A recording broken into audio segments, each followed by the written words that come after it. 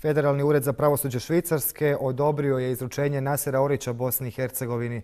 Odlučujući o zahtjevima Srbije i Bosne i Hercegovine za izručenje Orića, švicarsko pravosuđe dalo je prednost našoj zemlji, jer prema Europskoj konvenciji o ekstradiciji prednost ima ona zemlja na čijem je teritoriju počinjeno kazneno djelo i čije državljanstvo ima tražena osoba.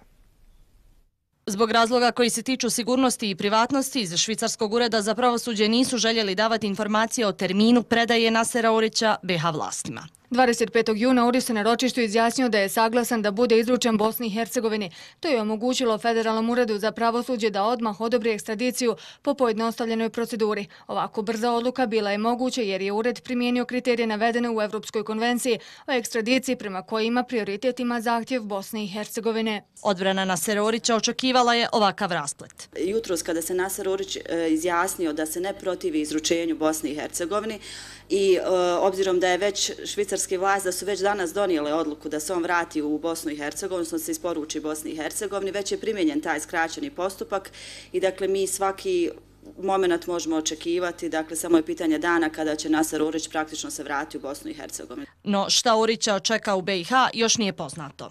Nakon izručenja u Bosnu i Hercegovinu, tužiteljstvo BiH će odlučiti o daljim aktivnostima u predmetu. Nijedan sud, pa ni sud Bosne i Hercegovine, ne inicira određivanje pritvora.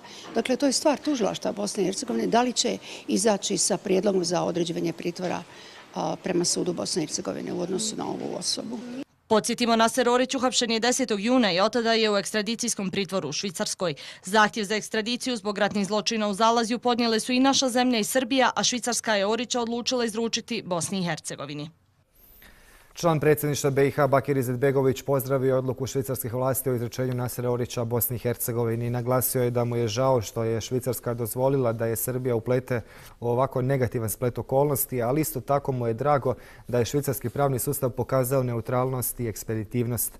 Dodao je da je naša zemlja uspjela zaštititi svog građanina i očuvati integritet svog sudbenog sustava.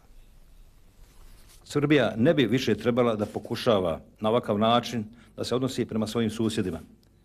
Posebno je neprihvatljiv ovakav tretman heroja odbrane Srebrenice u vrijeme obilježavanja 20. godišnjice genocida.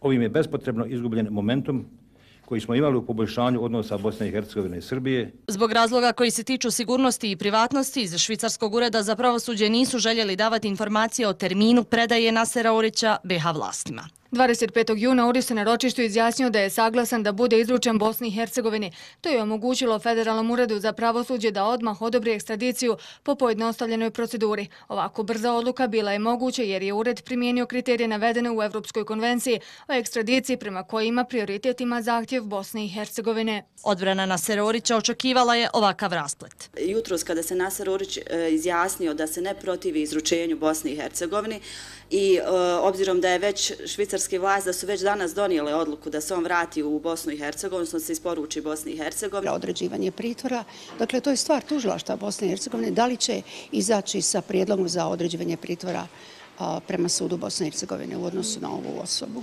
Podsjetimo, Naser Orić uhapšen je 10. juna i otada je u ekstradicijskom pritvoru u Švicarskoj.